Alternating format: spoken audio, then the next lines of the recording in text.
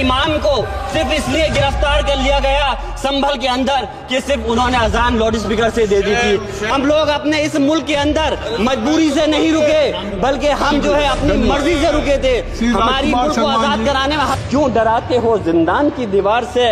जुल्म की बात को, जहल की रात को मैं नहीं मानता, मैं नहीं जानता। हजारों लाखों मुसलमानों ने शहीद हुए थे। एक बार फिर संभल से बहुत बड़ी खबर निकलकर सामने आ रही है। आपने आज से 15 या 20 दिन पहले देखा था कि संभल की जामा मस्जिद को लेकर किस तरीके से एक बड़ा बवाल देखने को मिला। उस पूरे विवाद में 5 से 6 लोगों की जाने जाने की खबरें निकलकर सामने आई थी और ये हमारे मुल्क के लिए, हमारे देश के लिए बहुत अच्छी बात नहीं है। और वहां की हालात अभी बेहतर नहीं है, बहुत अच्छे हालात नहीं हुए और वहां पर कुछ ना कुछ एक्शन होता हुआ नजर आ रहा है। आप अक्सर बेशतर न्यूज में सुना करते होंगे बुलडोजर की कार्रवाई है तो कभी कुछ इस तरीके का मामला लगातार संभल से निकल कर आ रहा है। और मैं आपको बताऊं एक और खबर, जो जुमा के दिन का, कल जुमा था, जुमा के दिन संभल के अनार वाली मस्जिद से लाउड स्पीकर पर अजान दी जाती है। जब ये अजान, लोगों का मानना कहना है कि बहुत तेज स्पीकर में अजान दिया जा रहा था, जिसको सुनने के बाद एक बड़ी तादाद में पुलिस फोर्स मस्जिद की तरफ दौड़ पड़ी और मस्जिद को, इमाम को गिरफ्तार कर लिया गया और उन पर 2 लाख का जुर्माना जरा गया। मस्जिद के इमाम के मुताबिक उन्हें यह बात पता नहीं थी कि लाउड स्पीकर पर अजान नहीं दिया जाना चाहिए, क्योंकि वहां के हालात को बेहतर करने के लिए लाउड स्पीकर मना किया गया था कि आप लाउड स्पीकर पर अजान नहीं दे सकते, लाउड स्पीकर का इस्तेमाल नहीं कर सकते, ताकि वहां की हालात काबू में रहे।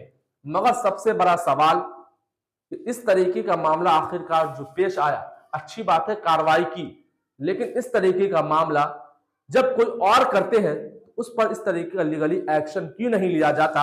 अब ऐसा सवाल सोशल मीडिया पर देखने को मिल रहा है। शुभ यात्राएं निकलती है, उसमें ऐसे आप देखेंगे डीजे पे डीजे, गाने पे गाने चल रहे हैं। ऐसा मानो कि अगर आप वहां पे हो तो अगर जो तहजीब, कहाँ के रहने वाले हो? पास में गाँव पड़ता मंडलाई। अच्छा, यहाँ क्या हो इस मस्जिद में आप? मैं इमाम हूँ यहाँ। कौन सी मस्जिद है ये? अनार वाली मस्जिद है। या अजान हो रही थी लाउड स्पीकर से? जी जी। तो रोक लगी हुई है? नहीं, मुझे सर इसके इस चीज़ का मालूम नहीं था मुझे कि रोक, अजान तो दूसरे पढ़ते हैं, मैं तो इमाम हूँ, मुझे नमाज पढ़ानी, अजान हो गई है। बर्दाश्त न कर सके तो उनका कान का पर्दा फट जाए, कुछ इस तरीके का मामला निकलकर सामने आता है। मगर फिलहाल वो बात की बात है, अगर ऐसी बात की जाए तो बात बहुत आगे बढ़ जाएगी, बात खत्म नहीं होगी। मगर इन तमाम मुद्दों पर वहां के जो सांसद है जियाउर रहमान बर्क, उन्होंने संसद में इसके खिलाफ आवाज बुलंद करने की कोशिश की और जब आप वीडियो को देखेंगे तो आपको लगेगा कि उनकी आवाज को दबाने की कोशिश की जा रही है। तो उन्होंने 2 अनुच्छेद का जिक्र किया। नंबर 1 उन्होंने अनुच्छेद 19 का, जो आपको अभिव्यक्ति की आजादी देता है, आपको बोलने का अधिकार देता है। नंबर 2 उन्होंने अनुच्छेद 25 का जिक्र किया, जो आपको अपने धर्म के हिसाब से काम करने का अधिकार है, आप अपने धर्म का प्रचार और प्रसार कर सकते हैं।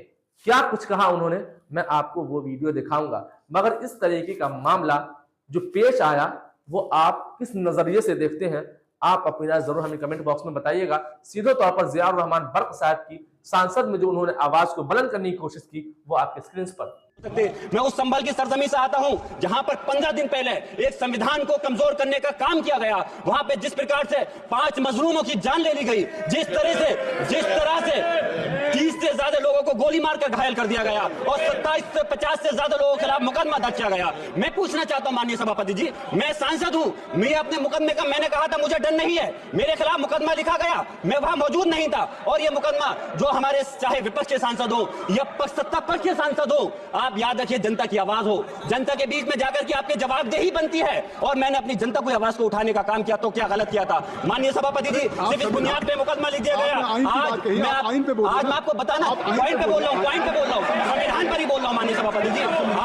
आज मैं चाहता हूँ उन लोगों को इंसाफ मिलना चाहिए जो जिन्होंने ज्यादती की है, उनको सजा मिलनी चाहिए। और आज एक इमाम को सिर्फ इसलिए गिरफ्तार कर लिया गया संभल के अंदर कि सिर्फ उन्होंने अजान लाउड स्पीकर से दे दी थी। अफसोस है कि आज हमारे साथ ऐसी ज्यादती हो रही है। माननीय जज जी, हमारे संविधान किसानों को मजबूती की बात करता है, जो इस देश की रीढ़ की हड्डी है। साहब डॉक्टर जाकिर हुसैन साहब ने मिलकर के इस संविधान को बहुत मेहनत के साथ बनाया था। ये सिर्फ किताब की शक्ल में देने के लिए नहीं है। आज संविधान के उस पर मैं कहना चाहता हूं कि भारत का संविधान इंसाफ, आजादी और भाईचारगी की जिंदा गवाही है और ये गारंटी देता है कि नागरिक हर मजहब, जात या नस्ल पर इज्जत के साथ गुजार सकते हैं जिंदगी। लेकिन अफसोस है, एक मुस्लिम रहनुमा की हैसियत से मुझे इस दस्तावेज पर बेपनाह फख्र है, जो कि दस्तावेज जो संविधान हमें इजाजत देता है। आर्टिकल 15 के मुताबिक किसी भी नागरिक को मजहब, जात, लिंग, नस्ल या जन्म के स्थान पर भेदभाव नहीं किया जाएगा। आर्टिकल 19 में बोलने की, अभिव्यक्ति की आजादी का हक दिया गया है, जो कि हमारे अधिकारी को हक की आवाज को छीनने का आप काम कर रहे हैं। आर्टिकल 25 अपने मजहब को मानने और उस पर अमल करने की आजादी देता है। आर्टिकल 29 के तहत अल्पसंख्यकों के हकों की हिफाजत करने के लिए प्रावधान किए गए। लोगों ने वीडियो में देख लिया, हालांकि वीडियो बहुत लंबी चौड़ी है, मैं ज्यादा वीडियो आप लोगों को नहीं दिखाया, मगर इसमें मैं आप लोगों को न्यूज चैनल की बात करूं तो न्यूज चैनलों वालों ने ऐसा दिखाया, अरे वाह, संभल से एक और बड़ी खबर, अनार वाली मस्जिद में लाउड स्पीकर पर अजान देने से वहां के इमाम को किया गया गिरफ्तार। भैया, इतना बड़ा आरोपी इमाम कि उन्हें गिरफ्तार कर लिया गया, 2 लाख का जुर्माना। इस तरीके की खबरें लोग चला रहे हैं। भैया, बहुत अफसोस है ऐसे ऐसे लोगों पर और ऐसे ऐसे चैनलों वालों पर जो झूठी टीआरपी के लिए कुछ भी बोल देते हैं, कुछ भी कर देते हैं और कुछ भी दिखा देते हैं। अरे भैया, ये बहुत अच्छी बात नहीं है जो आप इस तरीके का बढ़ा चढ़ाकर बोल रहे हैं, आप इस तरीके का कारनामा अंजाम दे रहे हैं। ये बहुत अच्छी बात नहीं है, ये हमारे देश के लिए बहुत अच्छा साबित नहीं होगा। आप बात नहीं समझ पा रहे, लेकिन क्या है आप लोगों को टीआरपी से मतलब है, छोटे से मुद्दे को बड़ा करके दिखाना। हालांकि छोटा मुद्दा है, मगर उसको आप इतना बड़ा, इतना लंबा चौड़ा करके दिखाएंगे जैसे लड़कियों का सॉरी होता है। आप इस तरीके का काम कर रहे हैं, मगर आपको समझना होगा। वैसे आप तमाम लोग इस पूरे मुद्दे के बारे में क्या कुछ राय रखते हैं, आप अपनी राय जरूर हमें कमेंट बॉक्स में दीजिएगा और इस वीडियो को ज्यादा से ज्यादा लोगों तक जरूर शेयर करने की कोशिश करें। और आखिर में यही बात कहूंगा, आप तमाम उम्मत मुस्लिमा मिलकर तमाम मसाजिद, मकातिब, मदारिस, मज़ारों, खानकाहों के लिए दुआ करें कि अल्लाह उनकी बाल बाल हिफाजत फरमाए। फिर मिलते हैं एक नई वीडियो में, नए अंदाज के साथ, नए खबर के साथ। जब तक के लिए वस्सलाम और आप दीजिए हमें इजाजत।